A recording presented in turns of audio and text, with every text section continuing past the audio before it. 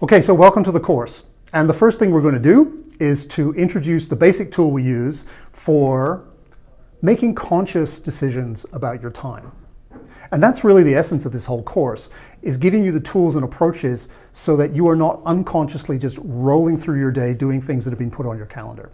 So the tool is very simple and it's not a new idea. It was proposed by Dwight Eisenhower quite a while ago.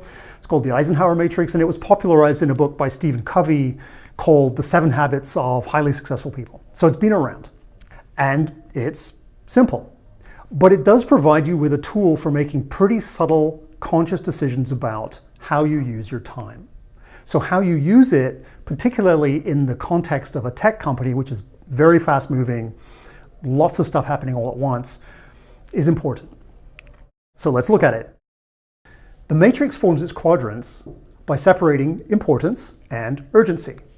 So up one side of the matrix we have importance, and along the top we have urgency. So that lets us divide our tasks into quadrants. It lets us divide our intention essentially into quadrants. And in the top left we have the quadrant that most of us spend most of our time, which is important and urgent. Emergencies, sudden requests from your boss, deadlines that you set weeks or months ago. There are some things that need to be there, but not everything needs to be there. So one of the things we need to do is figure out how to throw things out of there. So you're really only treating things that are urgent and important when they're urgent and important.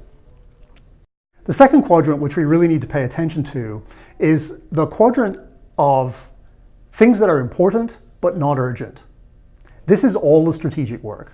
It's all the thinking work that you know you have to get to. It's reviews and product strategy, development plans for your people, development plans for yourself. And so in this quadrant, we need to set time aside and make sure we keep it. And that can be pretty hard. In fact, that's probably what you're not doing right now if you are looking at this course, or you are doing it and the time gets overrun. The third quadrant is things that are not important but urgent. So here we tend to override the importance by the sense of urgency. So somebody sets a meeting, you don't know what it's about, but you go anyway because it's been suddenly stuck on your calendar. It's necessary to be subtle about this. Can you delegate? Can you put something aside? Things don't have to exist in the red quadrant just because they've suddenly shown up. They can be down here. You can make some subtle choices about them. And finally, we've got the blue quadrant, the noodling quadrant, where we might spend time doing Facebook or catching up on Slack or reading blogs and so on. And there's nothing wrong with it. Sometimes you need to relax, take the strain off your brain, but you don't want to live here and you don't want to be here unconsciously. So the issue here is spotting when you're in here and doing sort of performance work. Oh, I'll just read 100 emails or something, which is not really necessary. It's not really important, but you do it anyway to sort of fill the day. So that's our model. And in the next section of this video, we'll go through some approaches about how to use it.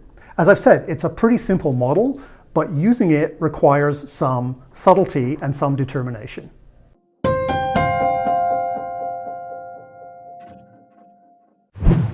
So how do we use this thing?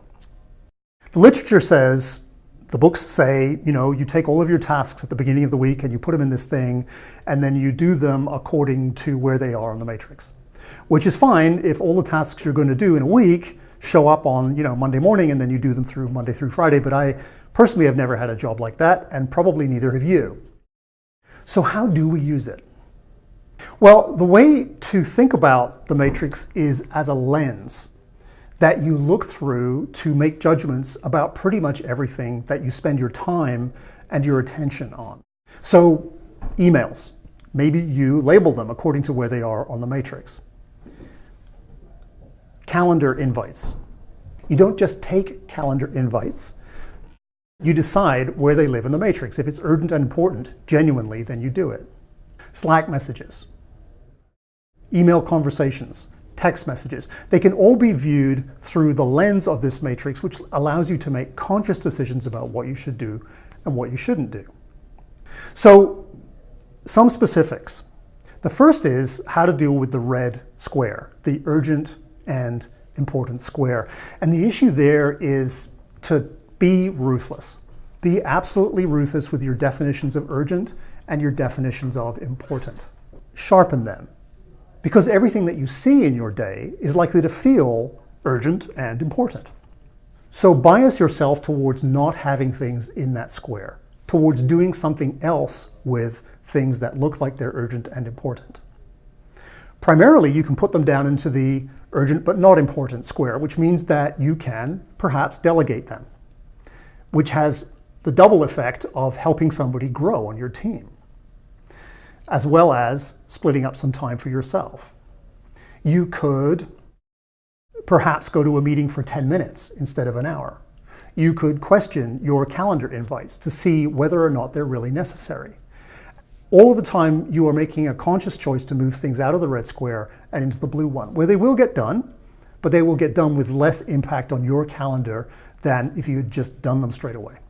Okay, so the orange square. What do you do about the orange square? This vital time that you need to do your thinking and strategic planning. Well, there's a nice phrase that another coach in the Bay Area, Ed Hussein, uses called defensive calendaring. What that means is you set up the time ahead of time and then you defend it. So you put blocks in your calendar which cannot be overwritten, which are your thinking time. Even if you don't know what you're going to do, you set that time aside. And what I'd recommend is you set aside 2 hours a week, which probably seems insane at the moment, but you can do it. So you set that time aside and then you defend it against all comers. You're not allowed to write over it. You're not allowed to use it for emails. You defend it. So let me know what you think, and I'll see you at the end of the course.